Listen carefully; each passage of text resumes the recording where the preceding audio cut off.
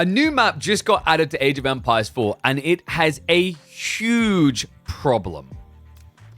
One and all, welcome to Meteors. This is a brand... Oh, sorry, Craters. I keep calling it Meteors because that's what it's about. Crate is a new map that was just added to Age of Empires 4, and one that comes with a slight problem here, guys.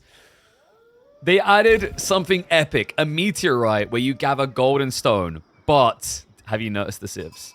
Have you guys gauged what the issue is going to be here?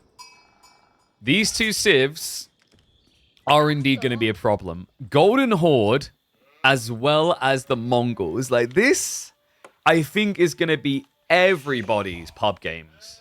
And I don't know how I feel about it.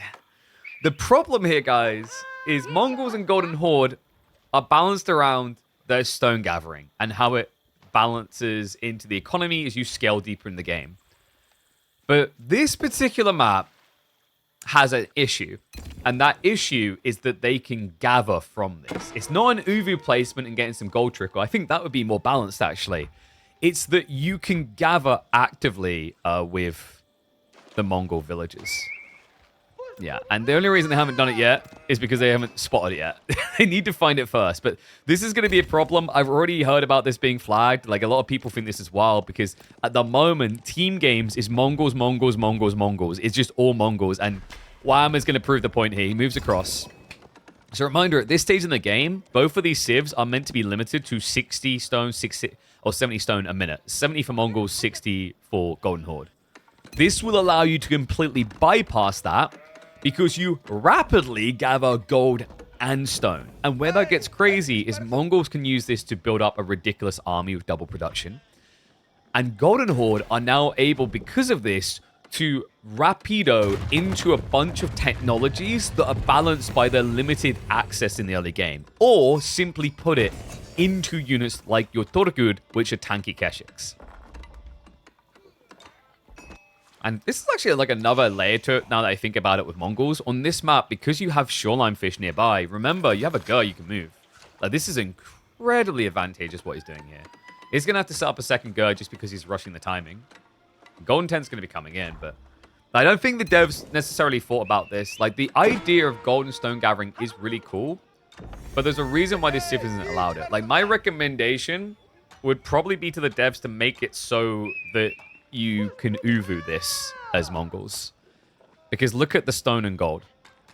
You are seeing that correctly. You equal gather gold and stone. Right? So harvesting a meteorite is already incredibly valuable because it's double the efficiency.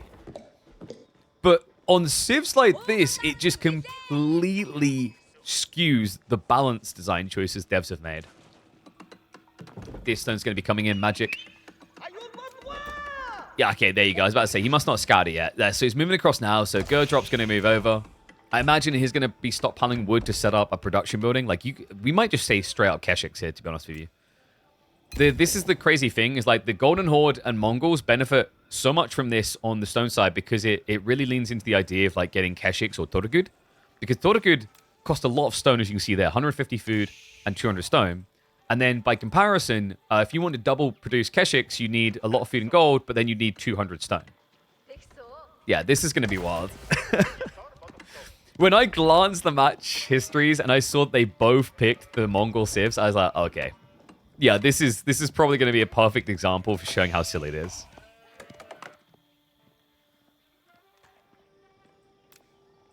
I love how some people are still fixated on the feudal healer elephants. Nah, this actually might somehow eclipse the brokenness. Kardin Thorgud is coming in. I really hope they change the way teching works for Golden Horde a little bit.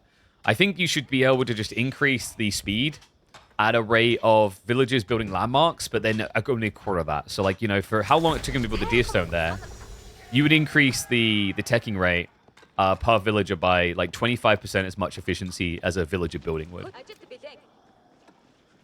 I no chat on screen anymore. I think it's because when we like done these early games, I thought people would want to look. I'll probably enable it again for pub games, but like in the early days, we were showing pub games, and we figured people wanted to see the full bar and everything. It'll come back, don't worry. Okay, so look at this. A civ that can double produce, and he already has 135 plus stone per minute. He's only meant to have 100. Now, if he sets up another Uvu, this starts to get ridiculous. Archer range as well. So just balancing out the composition. And you see what I mean about the tech timings being really weird for Golden Horde? Like, they just feel so slow. For a Civ that's meant to be about aggression and control, it feels like they're always later than everyone else. Yeah, in fairness, having to build this outpost didn't help him. Because remember, the outposts here do cost 200 resources, which just slows you down even more. Stable's going to be coming in, so Wham, he's going to be mirroring Keshik play. But he's going to have tanky Keshiks and then the more DPS-heavy Keshiks, remember. Magic, I don't know, man. The archers feel like a little bit of a waste here, but I guess he could turn it into Magadai. I just don't know if you want to. Still, we are now at 320 stone a minute. And he only has one Uvu. It's freaking ridiculous. Can Mongols mine stone on this map? Yeah, because of the meteor. The meteorite is actually not categorized as stone, it's categorized as gold. Honestly, like, I think this is probably easy to change because technically, if it shows stone, the Mongols shouldn't be able to touch it. But like, then you'd have to let them have an Uvu that would generate gold and stone. So there's definitely some clunky mechanics that would have to be reworked here. But I'm warning you guys now, when you get access to this and you start playing team games, I think this map is actually already in rotation on the standard server before the expansion goes live. It's Mongols everywhere. You know, someone showed me a screenshot. It was 7 Mongol picks out of 8 possible picks for that map. You're going to see why, with how quickly these numbers are going to start inflating. Magic with 5 Keshiks already in the field. And remember, look at this. It's double production. He's just constantly vomiting out double batches. Oh, man. See, Golden Horde, like, they have their uses like we highlighted, but I don't think they're as good as Mongols. I think for Golden Hordes, they will benefit more in the mid-game from all this stone they're generating. Because you could just get more than simply Taught Goods. You could get these edicts. You could get the batch production. Like, think about it this way. He's gathering almost 300 stone a minute. It would take him 3 minutes to get Stable's reinforcements, which would give him an extra Keshik for free every time he produces. That's where Golden Horde gets crazy. But Mongols will definitely be kings currently because they activate so much quicker.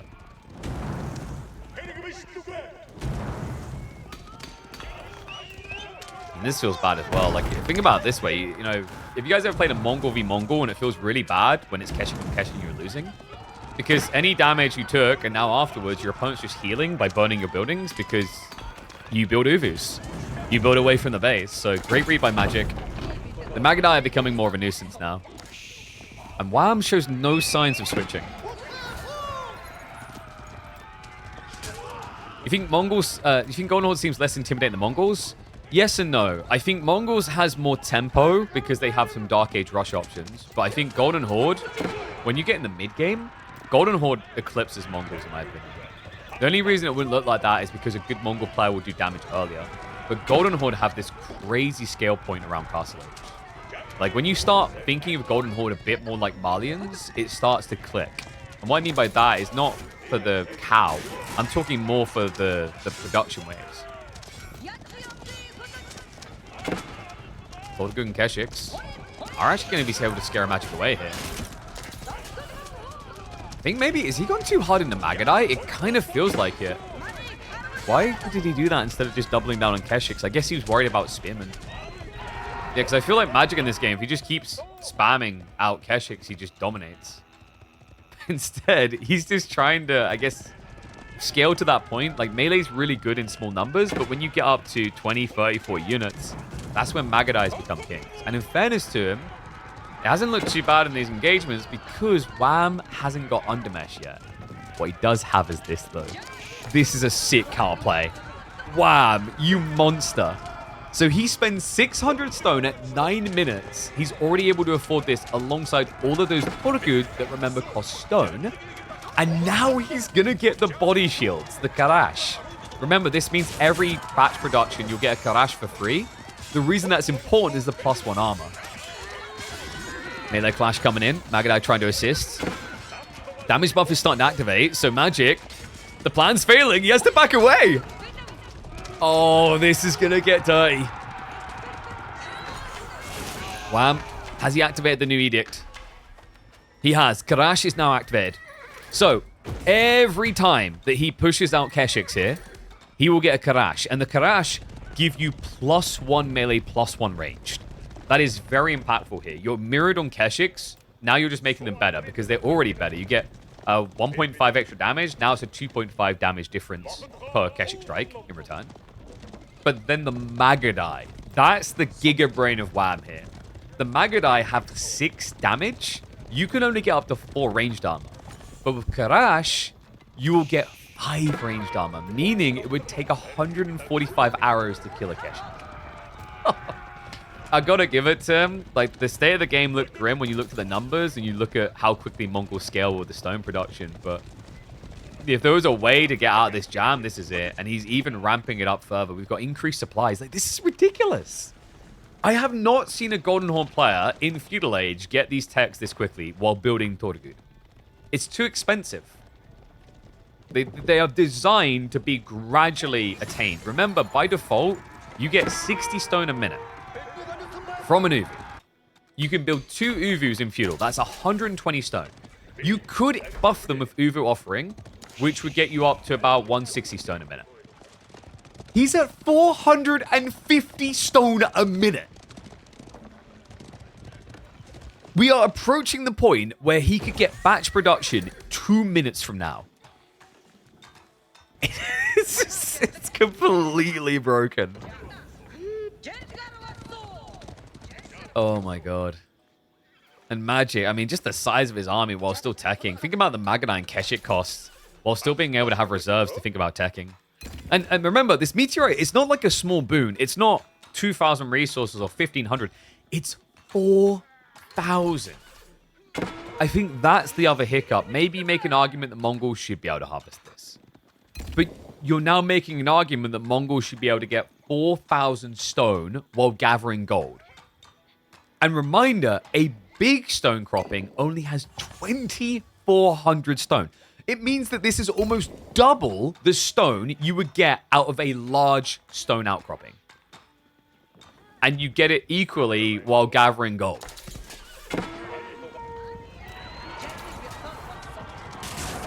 I would be shocked if this lasts a week. So gobble up while you can. As Wham looks to gobble up this army, but attack speed arrow is going to get activated. However, the Kharash are not being sniped quick enough. There's a few too many of them in there. There's still 2 remaining. Needs to find them. The Magic, he has got spears coming through. More Kharash are on the way. This is the problem, Wham! Just keeps vomiting out units and getting the body shields for free. And they're even starting to muddy down the Spearmen, so Spearmen aren't even contesting the Keshiks. Wham! He's just destroying! I don't know if I'd say this is player skill diff or just civ diff or what. Like, I think a combo of the two. Golden Horde, I mean, he found the answer. Yo, Magic, his stone gets him numbers. But the Golden Horde stone gets you quality. And I know what's next. Next up, it has to be batch production. So he's going to increase the amount... Oh, wait, no, sorry, you need castle for it, don't you? Yeah, okay, no. Yeah, so he'd have to go castle. You can't sell the stone.